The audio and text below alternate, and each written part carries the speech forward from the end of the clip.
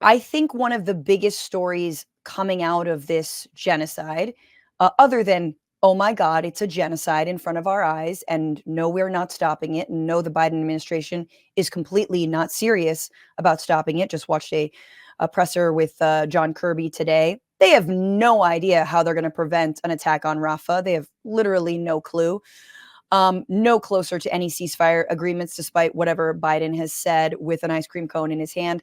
However, the biggest story, other than that, is the way that, depending on who you are and what media you watch or listen to, depending on whether you're on TikTok, whether you're on Twitch, whether you're on YouTube, whether you're on Instagram, versus if you are a loyal MSNBC or mainstream media CNN news watcher, it will drastically impact how you think about this war.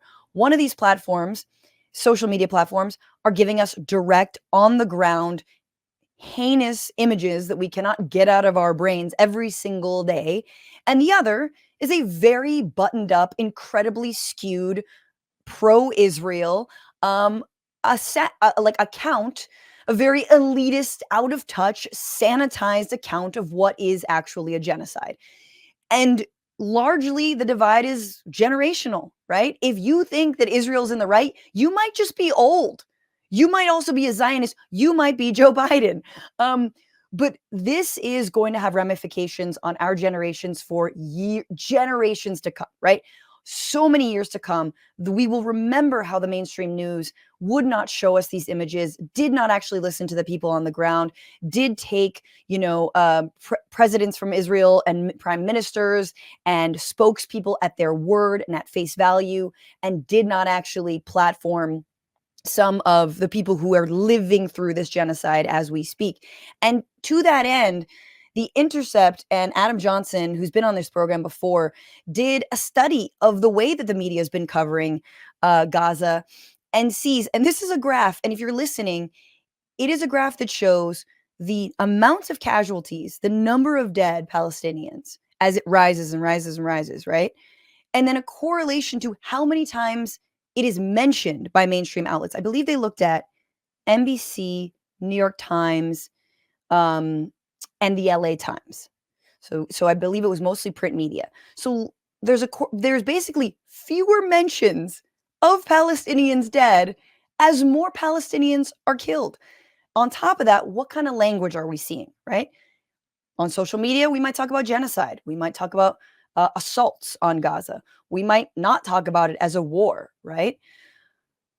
When you look and you see mainstream news outlets, what Johnson has found is that words like slaughter, massacre, and horrific were disproportionately used to describe Israeli deaths. So you have this matchup between the LA Times, New York Times, Washington Post was the additional one, excuse me.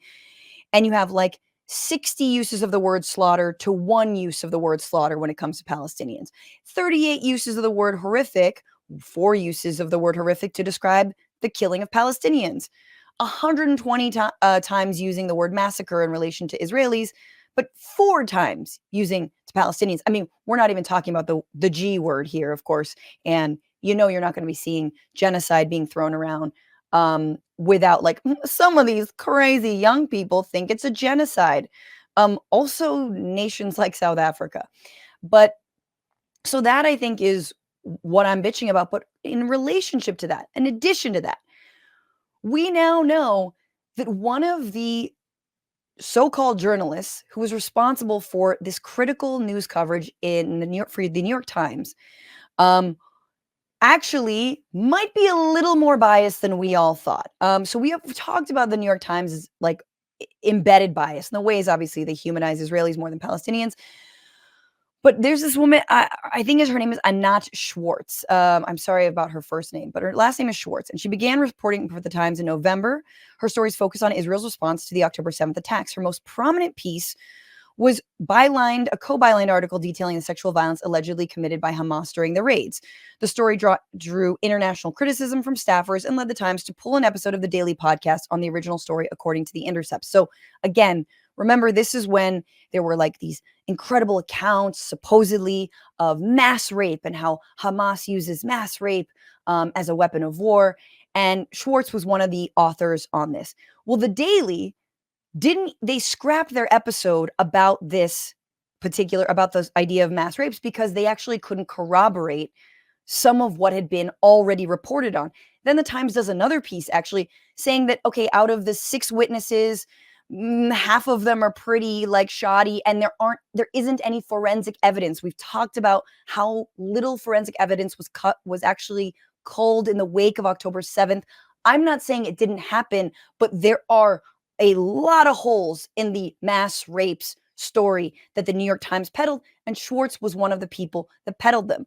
But on top of that, there's now been reporting, and the New York Times is looking into it, that Schwartz was liking tweets on Twitter that were incredibly anti-Palestinian, Islamophobic, awful.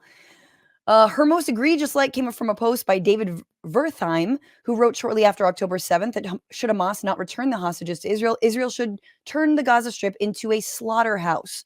According to an auto translation of the Hebrew Post, Wertheim also advocated for Israel to, quote, violate any norm on the way to victory. Well, they have, buddy. So again, we've spoken on this show on our bonus episodes about the Zaka Group. We also spoke about the editor of the New York Times, Joe Kahn, who's the son of Leo Kahn, who was on the board of an organization called Camera that deliberately polices mainstream news outlets for the kinds of coverage that they give to Israel-Palestine and making sure they never paint Palestinians in a humanizing light, that they always have a pro-Israel bent.